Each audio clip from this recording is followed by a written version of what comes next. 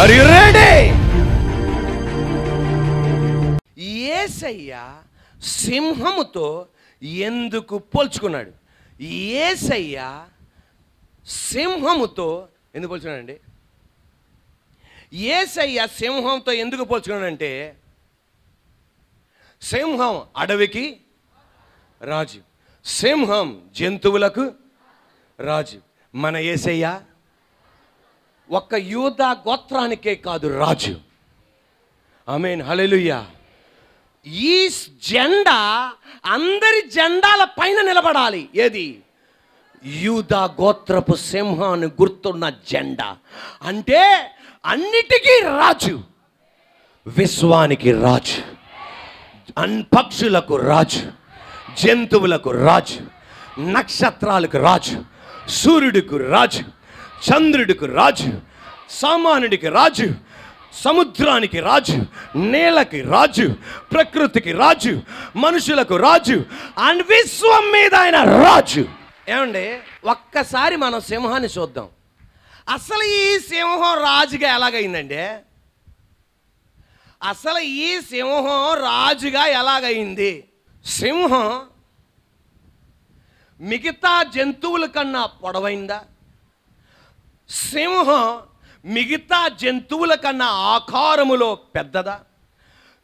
సింహం మిగతా జంతువుల కన్నా ఫాస్ట్గా పరిగెత్తగలదా?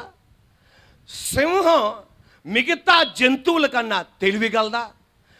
సింహం మిగతా జంతువుల కన్నా స్మార్ట్ అయిందా? సింహం మిగతా జంతువుల కన్నా బరువైందా? చెప్పండి. సింహానికన్నా పొడవుగా ఉన్న జంతువు ఏంటిది? జిరాఫీ. సింహానికన్నా 10 రెట్లు ఆకారంలో పెద్దగా ఉండేది ఏంటిది? ఏనుగు. సింహానికన్నా బరువుగా ఉండేది, ఒకేసారి కూర్చుంటే శెట్టి అయిపోతారు, హిప్పోపటమస్. సింహానికన్నా భారం. సింహానికన్నా వేగంగా పరిగెత్తేది చీత. సింహానికన్నా తెలివితేటలు కలిగింది నక్క. సింహానికన్నా జిత్తులు మారింది తోడేలు. సింహానికన్నా భారమైనది హిప్పోపటమస్. ఇన్ని దీనికన్నా పెద్దవి ఉండగా, దీనికన్నా అన్ని పెద్దవి ఉండగా ఇది ఎలా రాజుగా మారిందండి? ఒకే ఒక తేడా. అదేంటి తెలుసా? సింహం మిగతా జంతువుల కన్నా డిఫరెంట్గా ఆలోచిస్తుంది. సింహం మిగతా జంతువుల కన్నా వ్యత్యాసంగా చింతిస్తుంది. సింహం ఎలుగుబంటికి, ఏనుగుకి, జిరాఫీ ఆలోచించినట్లు చింతించినట్టు కాకుండా వ్యత్యాసంగా ఆలోచిస్తుంది. ఏది? సింహం. ఒక వ్యక్తి నాయకుడు అయ్యాడంటే ఇదివరకు ఆయన ఫాలోవరే, వెంబడించేవాడే. కానీ మిగతా ఫాలోవర్ కన్నా వ్యత్యాసంగా చింతించాడు కాబట్టి ఆ వ్యక్తి ఏమైపోతాడు? లీడర్ అయిపోతాడు. నువ్వు ఫాలోవర్ లాగా నువ్వు ఆలోచిస్తూ ఉంటే ఎప్పుడు ఫాలోవర్ లాగా ఉంటావు. నువ్వు గనక కొత్తగా నువ్వు ఆలోచిస్తే నువ్వేమైపోతావు? సింహం డిఫరెంట్గా ఆలోచిస్తుంది.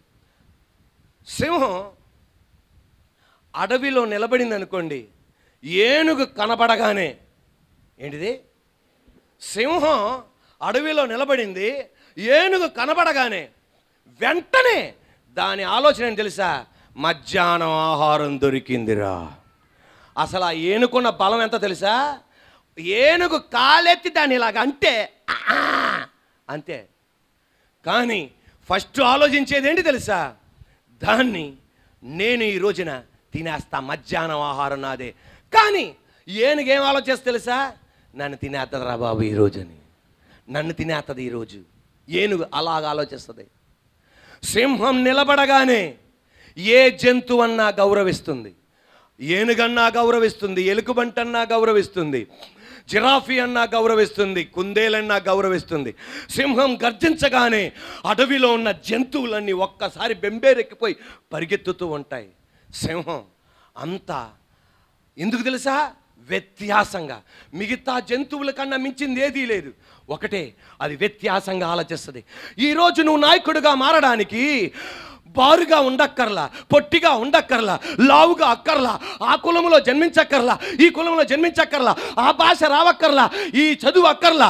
నువ్వు గనక వ్యత్యాసంగా ఆలోచించే వ్యక్తివైతే నువ్వు కూడా నాయకుడు అయిపోతావు అంతే. ఇంగ్లీష్లో ఒక సామెత ఉంది. ఆ సామెత ఏంటంటే, ఇక్కడ 100 గొర్రెలు ఉన్నాయి. ఎన్ని గొర్రెలు? 100 గొర్రెలు ఉన్నాయి. ఇక్కడ 100 సింహాలు ఉన్నాయి. ఇక్కడ 100 గొర్రెలు, ఇక్కడ 100 సింహాలు. మళ్ళీ చెప్పండి, ఇక్కడ ఎన్ని? ఇక్కడ ఈ గొర్రెలకు లీడర్ సింహం, ఈ సింహాలకు లీడర్ గొర్రె. మళ్ళా ఈ గొర్రెలకు లీడర్, చెప్పండి అమ్మా, ఈ సింహాలకు లీడర్ గొర్రె. ఈ గుంపు కలుస్తుందా? ఈ గుంపు కలుస్తుందా?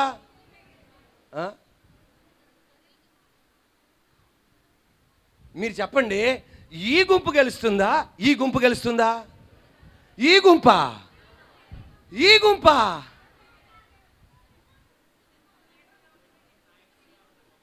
ఏ గుంపు గెలుస్తుంది తెలుసా? సింహం లీడర్గా ఉన్నాడే, ఆ గుంపే గెలుస్తుంది. ఉండండి, ఎందుకు తెలుసా? నాయకుడు ఇతరులని ప్రభావితం చేస్తాడు. ధైర్యం లేని గొర్రెలకు ధైర్యం వచ్చేస్తుంది. ఇతని ఆలోచనలు ఈయనకు వచ్చేస్తాయి. నేను కూడా సాధించగలం. కానీ ఈ సింహాలకి లీడర్ ఎవరు? గొర్రె. దీని ఆలోచనలు మొత్తం దీనికి వస్తాయి, పారిపోద్ది. ఈ రోజున నిన్ను నన్ను గొర్రెగా మార్చాడు. ఆయన కాపరి, మనం గొర్రెలు. ఆయన యూదా గోత్రపు సింహం. కానీ ఈ రోజున మనం విజయం పొందుతున్నామంటే ఆ సింహాని యొక్క ఆలోచనలు, ఆ సింహం యొక్క ధైర్యం, ఆ సింహం యొక్క సాహసం, ఆ సింహం యొక్క త్యాగం. ఆ సింహం నిలబడినట్టు మనం కూడా నిలబడగలుగుతున్నాం. ఎందుకని ఆ సింహం మన ఎదుట నిలబడుతుంది అంటే ఒక నాయకుడు నెక్స్ట్ వాళ్ళని ప్రభావితం చేస్తాడు. ప్రైజ్ ది లార్డ్, హల్లెలూయా. సింహం ఏం చేస్తుంది? వ్యత్యాసంగా ఆలోచిస్తుంది. ఈ రోజున ఆ యూదా గోత్రపు సింహమైన యేసయ్య నీలో ఉన్నాడు. ఆ యూదా గోత్రపు సింహమైన యేసయ్య నీలో ఉన్నాడు. ఆ యూదా గోత్రపు సింహమైన యేసయ్య నాలో ఉన్నాడు. ఒక పాస్టర్ గారు శ్రమల గుండా వెళ్తున్నారు, ఆర్థిక ఇబ్బంది గుండా వెళ్తున్నారు, కన్నీరు గుండా వెళ్తున్నారు, దుఃఖం గుండా వెళ్తున్నారు. తన జీవితంలో ఏమీ సాధించలేకపోతున్నాడు. అటువంటప్పుడు పాస్టర్ గారితో చెప్పాడు, ఏంటో ఏమి చేసినా సక్సెస్ అవ్వట్లా, నా జీవితం అంతా దుఃఖంగా వెళ్తుంది, నా జీవితం అంతా వేదన గుండా వెళ్తుంది అని పాస్టర్ గారికి కూడా చెప్పాడు. పాస్టర్ గారు వాళ్ళిద్దరు వేదనతో పడుకున్నారు. వాళ్ళు వేదనతో వాళ్ళు పడుకోగానే జరిగింది ఏంటి తెలుసా? ఇతనికి ఒక స్వప్నం వస్తుంది. ఆ స్వప్నం ఏంటంటే, ఆ పాస్టర్ గారు రాస్తున్నారు, అది పూర్తిగా నిద్రపోయాడో తెలదంట, లేకపోతే మనసులో ఓహో అతనికి తెలదంట. కానీ ఒక దృశ్యాన్ని చూస్తున్నాడు. ఆ దృశ్యం ఏంటంటే, అతని గదిలోనికి ఒక పెద్ద ఎలుకబంటి లోనకి వచ్చేసింది. ఆ ఎలుకబంటి లోనకి రాగా పాస్టర్ గారు లేపుతాడంట, గేట్ వేయలేదా, తలుపు వేయలేదా, ఏంటి వచ్చేస్తుంది ఎలుకబంటి? ఈమెమో గురకలు తీసి నిద్రపోతుంది. ఇదేంటి అది వచ్చేస్తుంది ఏంటి? ఆ ఎలుకబంటి వచ్చేస్తుంది. ఏం చేయాలో అర్థం కావట్లా. పడుకున్న వ్యక్తి అటు చూస్తున్నాడు, ఇటు చూస్తున్నాడు. పక్కన గోడ మీద ఒక తుపాకీ ఉంది. ఆ తుపాకీ తీసుకొని కాలుద్దామంటే ఆ ఎలుకబంటి ఎదర నిలబడటం వలన బయటికి మంచం మీద నుండి లెగలేకపోతున్నాడు. మంచం మీద నుండి కాలు కింద మోపలేకపోతున్నాడు. తుపాకీ అక్కడ ఉంది. ఇలా భయపడుతుండగా చెమట్లు పట్టేస్తున్నాయి. ఆ స్వప్నములో లేకపోతే ఆ ఊహలో, ఆ దర్శనములో కేకలు పెట్టేస్తున్నాడు, నన్ను తినేస్తుంది, నన్ను చంపేస్తుంది, ఎలుకబంటి చంపేస్తుంది, ఎలుకబంటి చంపేస్తుంది అంటున్నాడు. అలా అంటూ ఉండగా ఏం చేయాలని అర్థం కాకుండా ఉన్నప్పుడు అతని హృదయములో నుండి ఒక సింహం బయటకు వస్తుంది. అతని హృదయములో నుండి ఒక సింహం బయటకు వస్తుంటే అన్నాడంట, ఏం దేవుడు అయ్యా నువ్వు, ఒక పక్కన ఎలుకబంటి వస్తుంటే మళ్ళా నాలో నుండి ఒక సింహం బయటకు వస్తుంది ఏంట అని చెప్పి మంచం మీద నుండి లేచి అటు ఇటు తిరుగుతున్నాడు. అటు ఇటు తిరుగుతుంటే ఆ సింహం పెద్ద ఆకారంలో కనబడగా ఎలుకబంటి వైపు చూడకుండా ఆ సింహపు ముఖం వైపు చూడగానే ఆ సింహపు ముఖములో గాయపడిన యేసయ్య శిరస్సు కనబడుతుంది. గాయపడిన యేసయ్య శిరస్సు కనబడుతుంది.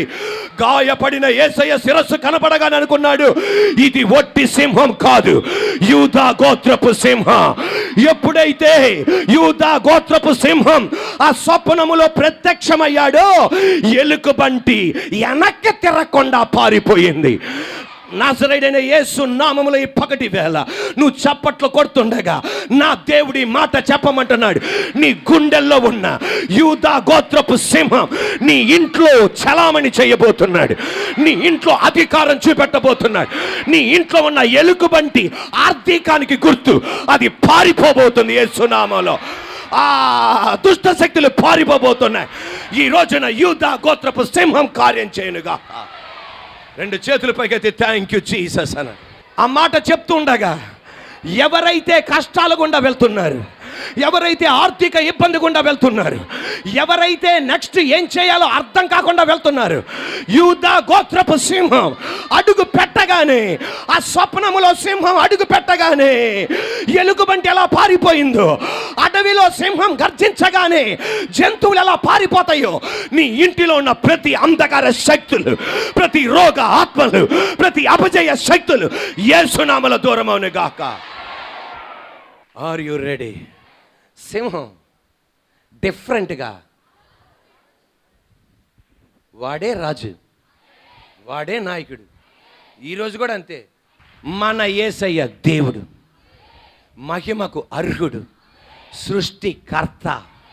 రెండు రెక్కలతో మొహము కప్పుకొని, రెండు రెక్కలతో పాదము కప్పుకొని, రెండు రెక్కలతో ఎగురుతూ పరిశుద్ధుడు పరిశుద్ధుడు పరిశుద్ధుడు పరిశుద్ధుడు పరిశుద్ధుడు పరిశుద్ధుడు అని ప్రతి గానములతో కొనే ఆడబడుతున్నవాడు యేసయ్య. తన మహిమను విడిచిపెట్టేశాడు, తన ఘనతను విడిచిపెట్టేశాడు, పరలోక రాజ్యం విడిచిపెట్టేశాడు. పరలోకమే ఆయనకు అపవిత్రం, దేవదూతలే అతనికి అపవిత్రం. ఆఖరికి దేవదూతలు కూడా రెండు రెక్కల మొహము కప్పుకొని, రెండు రెక్కల పాదము కప్పుకొని, రెండు రెక్కలతో ఎగురుతూ పరిశుద్ధుడు పరిశుద్ధుడని ప్రతిగానం చేస్తున్నాయి. ఆ పరిశుద్ధుడు ఎదుట నిలబడలేని వాడు, నిలబడలేకపోతున్నాడు దేవదూతలు, అంత పరిశుద్ధుడు. అటువంటి పరిశుద్ధుడు ఈ లోకానికి నీలాగా నాలాగా పురుషుడి సహాయం లేకుండా ఒక స్త్రీ గర్భములో నుండి జన్మించాడు నజరేయుడైన యేసయ్య. పశువుల తొట్టెలో పరుండబెట్టారు, ఒక దీన కుటుంబంలో జన్మించాడు. ఈరోజు గడిస్తే రేపు ఎలా గడుస్తుందా అని ఆలోచించే కుటుంబంలో జన్మించాడు. అతను ప్రసవం జరిగించడానికి ఒక సమయం లేదు, ఎక్కడో రోడ్డు మధ్యలో ప్రసవం జరిగింది. ఆ బిడ్డను తీసుకొని వచ్చి పశువుల పాకలో పరుండబెట్టారు. ఇతన్ని వెంబడించడానికి 10 మంది లేరు, ఇతన్ని ఎగతాళి చేసేవాళ్లే, ఇతన్ని విమర్శించే వాళ్ళే ఇతనితో పాటు ఎవ్వరు లేరు. అటువంటిది యేసు ప్రభువారు సిలువలో మరణిస్తుంటే వెనకాల రాసి పెట్టాడు, ఈయన యూదులకు రాజు అని. ఆయన సమాధిలోండి తిరిగి లేగానే రాజులకు రాజు అన్నాడు. ఇంత దీన స్థితిలో పుట్టిన యేసయ్య, ఇంత వడ్రంకి కుటుంబంలో పుట్టిన యేసయ్య ఎవరు ఇతన్ని పట్టించుకోవాలా, కానీ ఈయన రాజుగా ఎలా మారాడు, డిఫరెంట్గా ఆలోచించాడు. అందరూ ఏమన్నారు తెలుసా? కక్ష సాధించండి అన్నారు, పగ తీర్చుకోండి అన్నారు. కానీ నా యేసయ్య ప్రేమ చూపెట్టండి అన్నాడు, క్షమించండి అన్నారు. అందరూ ఇటు కొడితే ఇటు కొట్టండి అన్నారు, నా యేసయ్య ఇటు కొడితే ఈ చంపను కూడా చూపెట్టండి అన్నాడు. శత్రువులను చంపండి అన్నారు, కానీ యేసయ్య డిఫరెంట్గా ఆలోచించాడు. అదేంటి తెలుసా? శత్రువు ఆకలి కొంటే ఆడికి అన్నం పెట్టండి, శత్రువు దప్పిక కొంటే దప్పిక తీర్చండి. డిఫరెంట్గా ఆలోచించాడు. కుష్టి వేదాలను ముట్టకూడదు, కానీ డిఫరెంట్గా ఆలోచించాడు. కుష్టి వేదాలను పట్టుకున్నాడు, కుంటి వాళ్ళని పట్టుకోకూడదు, వెళ్ళి పట్టుకున్నాడు, స్వస్థత ఇచ్చాడు. డిఫరెంట్గా ఆలోచించాడు. ప్రజలందరూ అందరినీ విడిచిపెట్టి కొల్లగా గుంపులు గుంపులుగా గుంపులు గుంపులుగా గుంపులు గుంపులుగా యేసయ్యని వెంబడిస్తున్నారు. ఈ రాజుని హేరోదుని వదిలిపెట్టేశారు, పిలాతుని వదిలిపెట్టేశారు, శాస్త్రులను వదిలిపెట్టేశారు, పరిసయ్యులను వదిలిపెట్టేశారు, సద్దుకలను వదిలిపెట్టేశారు. ఈ సింహాన్ని వెంబడిస్తున్నారు. ఎందుకు తెలుసా? డిఫరెంట్గా ఆలోచించాడు. హల్లెలూయా! ఆయన ఎవరు? రాజులకు రాజు. ఈ రోజున నీలో యూదా గోత్రపు సింహం ఉన్నాడు, నీలో యూదా గోత్రపు సింహం ఉన్నాడు, నాలో యూదా గోత్రపు సింహం ఉన్నాడు. మనం ఏం చేసినా డిఫరెంట్గా ఉండాలి. ఆమేన్, హల్లెలూయా. ఇప్పుడు ఆమేన్ అనాలి. మనం ఇంకొకరిని కాపీ కొట్టకూడదు, మనల్ని ఇంకొకటి కాపీ కొట్టాలి. హల్లెలూయా. సింహం అడవికి రాజుగా ఎందుకు మారింది? డిఫరెంట్గా. Praise the Lord. మన యేసయ్య రాజు ఆయన, కానీ ఈ లోకానికి ఎలాగొచ్చాడు? మనిషిగా వచ్చాడు. ఆయన రాజులకు రాజుగా మారాడు. ఎలాగ ఆలోచించాడు? డిఫరెంట్గా ఆలోచించాడు.